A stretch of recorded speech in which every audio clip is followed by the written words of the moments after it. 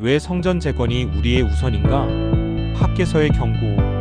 하브루타 학습법을 기독교 교육에 적용하여 질문과 대답의 형식으로 구성하였습니다. 질문자와 대답자 역할을 번갈아 맡으며 대화를 통해 성경의 깊은 의미를 발견해 봅시다. 민준아, 오늘은 학개서에 대해 이야기해볼까? 학개서는 구약 성경에서 세 번째로 짧은 책이래. 학개서는 바벨론 포로에서 돌아온 이스라엘 백성들에게 성전을 재건하라고 하나님이 하신 말씀이지. 총 2장밖에 안 되는 짧은 책이지만 정말 중요한 메시지가 담겨 있어. 맞아. 근데 학개는 어떤 사람이었는지 알아? 학개는 선지자였어. 다리오 왕 2년, 즉 기원전 520년경에 하나님의 말씀을 전했대. 그 당시 이스라엘 백성들은 바벨론 포로 생활에서 예루살렘으로 돌아온 지 얼마 안 됐었어. 맞아. 그런데 왜 하나님이 학개를 통해 말씀하셨을까? 그건 백성들이 예루살렘에 돌아왔지만 성전 재건을 미루고 있었기 때문이야. 학개서 1장 2절부터 4절을 보면 사람들이 뭐라고 했는지 나와 있어. 맞아. 이 성전을 건축할 시기가 아직 이르지 아니하였다라고 했지? 그런데 정작 자기들은 어떻게 살고 있었어? 좋은 질문이야. 사람들은 자기들은 문양을 넣은 집에 살면서 하나님의 성전은 황폐한 채로 내버려 두었어. 그러니까 자기 집은 잘 꾸미고 좋게 만들면서 하나님의 집은 신경 쓰지 않았던 거지. 아, 그렇구나.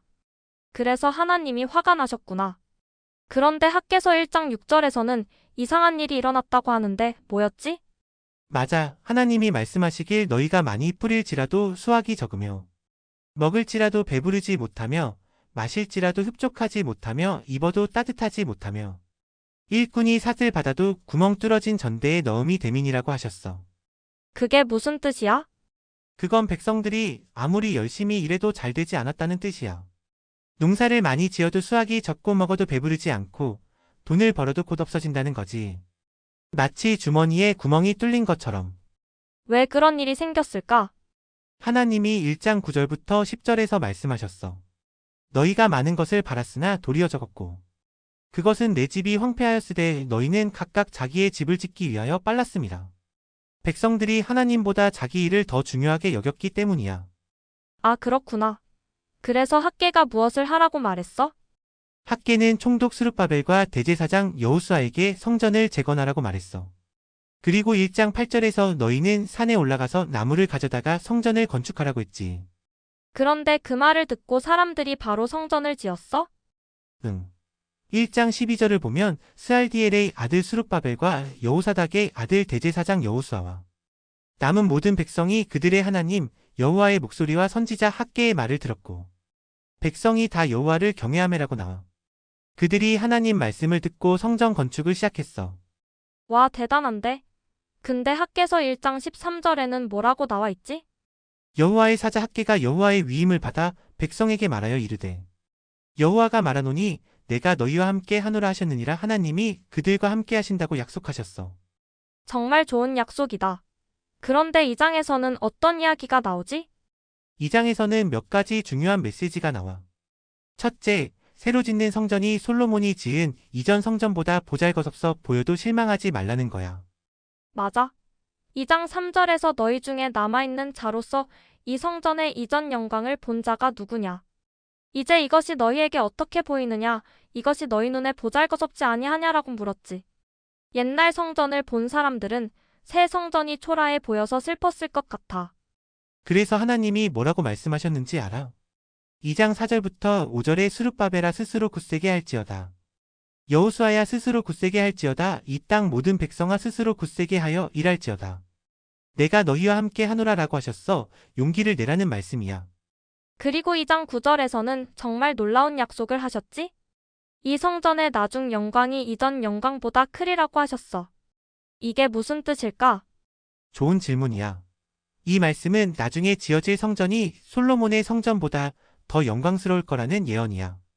그런데 이 예언은 예수님과 관련이 있어. 어떻게 예수님과 관련이 있어?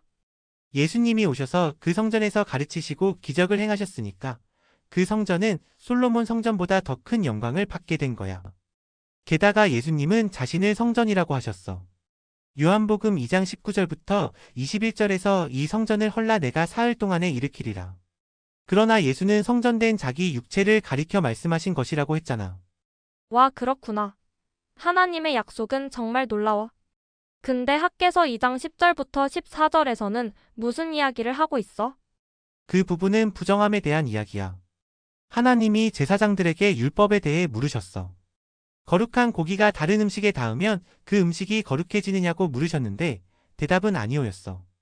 그런데 시체를 만진 사람이 음식을 만지면 그 음식이 부정해지느냐고 물으셨을 때는 예라고 대답했지. 그게 무슨 뜻이야? 그건 부정함은 쉽게 퍼지지만 거룩함은 그렇지 않다는 뜻이야. 하나님은 백성들이 마음이 부정한 채로 제물을 드려도 그 제물이 깨끗해지지 않는다고 말씀하신 거야. 하나님은 우리의 마음 상태를 중요하게 여기셔. 아, 그렇구나. 마음이 깨끗해야 우리가 하는 일도 하나님이 기뻐하시는구나.